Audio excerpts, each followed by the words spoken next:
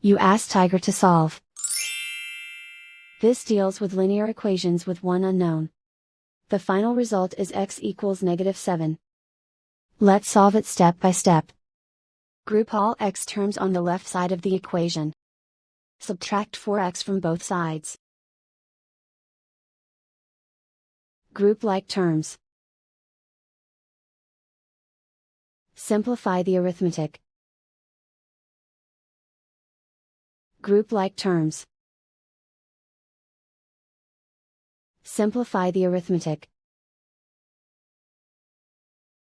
Group all constants on the right side of the equation. Subtract 2 from both sides.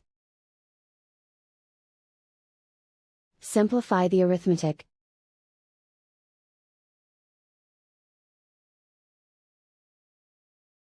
Isolate the x. Divide both sides by -3. Cancel out the negatives.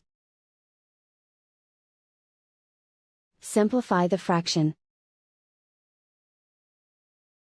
Move the negative sign from the denominator to the numerator. Find the greatest common factor of the numerator and denominator. Factor out and cancel the greatest common factor. And so the final result is x equals -7.